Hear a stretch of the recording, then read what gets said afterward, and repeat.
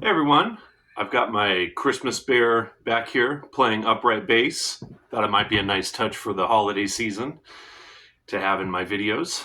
But I put out a video a couple days ago outlining the 20 scales that every jazz musician should know. And one of the comments I got was a friend of the channel by the name of Michael. He wrote in saying how he liked or just found the video to be very helpful, but felt overwhelmed by the available scales and what's possible. And I totally get that because I feel that way about music. Music might be, I don't know if anyone could actually know for sure, but you know, music might be infinite in terms of what's possible with music. So it's really important that we go from potentially infinite possibilities to, okay, I'm working on these few things that I'm really interested in. And so it's really important as we progress as musicians to just narrow it down to a few things that we're interested in getting better at. And so, kind of with that in mind, I wanted to take those 20 scales and boil them down to three essential scales that happen more often than maybe the other ones, and also the three chords that come up that go with those scales. And so the most common chord progression in jazz, just thinking jazz in terms of standards, the real book or Great American Songbook standards, and then the standards written by jazz musicians. So there's the standards, and then there's the jazz standards. So kind of thinking in that realm, that kind of canon of tunes. The 2-5-1 is the most prevalent and ubiquitous chord progression in those tunes. So in that previous video, I laid out the scales based in the key of F. So I thought I would stay in that key because it is the lowest note we can play fingered wise. Obviously, the low E is the lowest note on the guitar, but finger wise, F is the lowest note. So in the key of F, F major 7, like this, is the 1 chord. And then, which in that video I laid out the major scale. Okay, so from the major scale, we can create different modes. And the second mode from the major scale is Dorian. So that'd be starting from G. And G minor 7 is the 2 chord. And so G Dorian goes with G minor 7, which is the 2 chord. And then C Mixolydian, which would go with the 5 chord, can be played from C here, but it could also be played in this position starting from C right here. Okay, so we have G Dorian, which goes for G minor with G minor 7, and then C Mixolydian,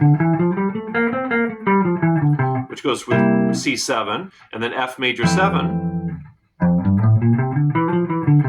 the F major scale, or F Ionian. So those 3 chords and those 3 scales work with this 2-5-1. And 2-5-1, that's just the different degrees of the scale, because in the major scale we have 1, 2, 3, 4, 5, 6, 7. And so G is 2 and C is 5. Okay. Now, 2-5-1 is kind of like the jazz musicians' version of the 4-5-1 or the 1-4-5 that blues musicians use. Jazz musicians use 1-4-5 too, but 2-5-1 is just more prevalent. And so I mean, there's so much to talk about with all this stuff, and I'm already thinking of a bunch of things I should talk about with this, but I want to stay focused here. So all this stuff, I mean, more details I'll get into in future videos. But so check this out. What you can do is over the 2-5-1, just to kind of get started, is you can just think F major scale, which I'm going to actually go ahead and show you this in the whole position here.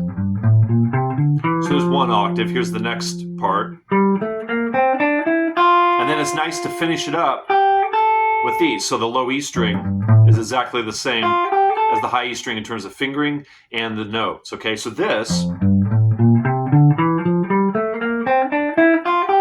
outlines that whole position. Okay, so that's kind of nice to have. So over this 2-5-1, what you can do just initially, which I have recorded here, this very basic 2-5-1 in here, I'm just going to think F major over this. So there's 2, there's 5, there's 1. So I'm just going to think F major.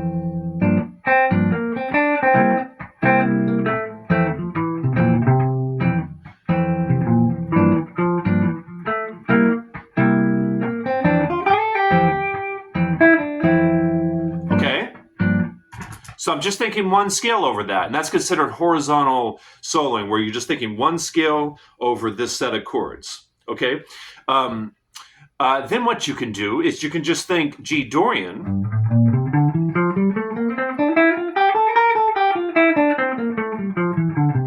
Okay, that's the whole position there over the whole thing. So, you know, I'll improvise some more, but you get what I'm saying here? So you could just pick one of the 3 scales to improvise with over all 3 chords, because the thing is, F major is exactly the same notes as G Dorian, and likewise with C Mixolydian. And C Mixolydian is the exact same notes as G Dorian, and you know what I mean? They're all exactly the same notes. The only thing that's changing, and why we call them different, why we label them different scales, you know, G Dorian, C Mixolydian, F major, is the fact that when we're thinking F major, we're relating these 7 notes, which maybe I should say is F, G, A, B flat, C, D, and E. We're relating those 7 notes to F, okay? But they're all the exact same 7 notes. So you can just think G Dorian over that 2-5-1, and then you can then think C Mixolydian over that 2-5-1. Okay, so that's just thinking one scale over those 3 chords. Okay, again, that's a horizontal way of soloing. But what jazz musicians, most jazz musicians, most of the time, not always, there's exceptions to this, but what we like to do is we like to think more vertically, where we think G Dorian for G minor 7, C Mixolydian for C7, and F major for F major. So that way we get into the harmony more specifically. And again, these details I'm going to get into in another video. But so it's kind of a different thing if you're thinking like, you know, G Dorian, C mix, F major, G mix, or G Dorian, C mix.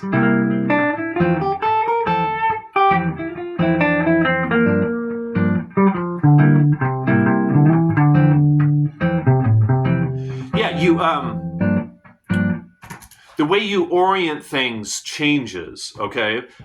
So you'll probably find this out as you kind of investigate this stuff for yourself. But 2-5-1, the most important chord progression in jazz, and so minor 7, dominant 7, and major 7. You know, those 3 chord qualities, and Dorian, Mixolydian, and major scale or Ionian. Those 3 scales that go with this. And it's really fun. I mean, that's what I would recommend doing, is practice the scales up and down, you know, get them comfortable, you know, technically, mechanically, and then try to make some music with them. Because that's what we want to do with this stuff anyways, right, is make music with this stuff. So don't get too caught up in just running them up and down. I would spend a little bit of time doing that, but then more of the time, try to make some music happen with them. And like I said, I'll get into more details with all this stuff in future videos, but if you have any questions, feel free to leave them in the comments section. All right, I hope this was helpful.